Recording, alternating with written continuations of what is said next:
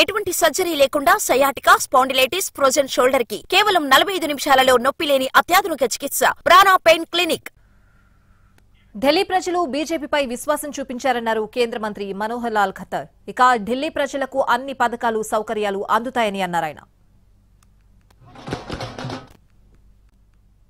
Bharatiya Janata party की ही सरकार दिल्ली में बनने जा रही है और बहुत ही यानी दिल्ली के जो लोग थे पिछले 11 साल के अंदर एक प्रकार से त्रस्त थे, उन्होंने अपना पूरा गुस्सा निकाला है और भारतीय जनता पार्टी नरेंद्र मोदी जी की नीतियों में विश्वास किया है. उनके लोगों ने जिस प्रकार का एक मैंडेट दिया है, मैं निश्चित रूप से कह सकता हूं कि आने वाले समय में दिल्ली की जनता को भारतीय जनता पार्टी की ओर से हर प्रकार की सुविधाएं वो दी जाएंगी और उनकी प्रगति में निश्चित रूप से उनको आगे बढ़ाया जाएगा.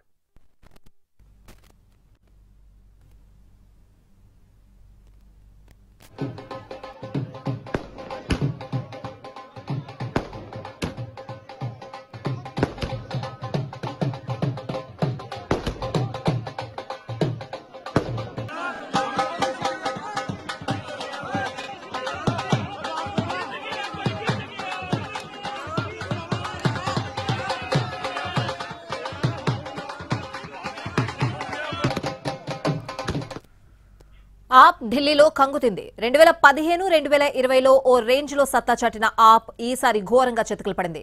ఆప్ అగ్రనేతలు, పలువురు మంత్రులు ఓడిపోయారు. ఆప్ ఓటమికి కారణాలు ఎన్నో ఉన్నాయి. 2015-2020లో ఆమ్ ఆద్మీకి అండగా ఉన్న మధ్యతరగతి ప్రజానీకం ఈసారి పూర్తిగా బీజేపీ వైపు మొగ్గు చూపింది. పశ్చిమ, దక్షిణ ఢిల్లీలో మధ్యతరగతి ఓటర్లు ప్రభావితం చేసే నియోజకవర్గాల్లో బీజేపీ అభ్యర్థులు విజయం సాధించడం చూస్తే ఆప్ను మిడిల్ క్లాస్ ఓటర్ తిరస్కరించారని ఇట్టే అర్థమవుతోంది. పూర్వాంచల్ ఓటర్లు ఎక్కువగా ఉండే 25 సీట్లలోనూ కమలనాథుల జోష్ కనిపించింది. గత ఎన్నికల్లో పశ్చిమ, న్యూఢిల్లీ జిల్లాల్లో ఒక్క సీటు కూడా గెలుచుకోలేకపోయినా బీజేపీ ఈసారి సత్తా చాటింది. సౌత్ ఢిల్లీలోని 15 అసెంబ్లీ స్థానాల్లో 11 కమలం పార్టీ ఖాతాలోకి వెళ్లాయి. గత ఎన్నికల్లో ఇక్కడ ఏకంగా 14 సీట్లను ఆప్ కైవసం చేసుకుంది.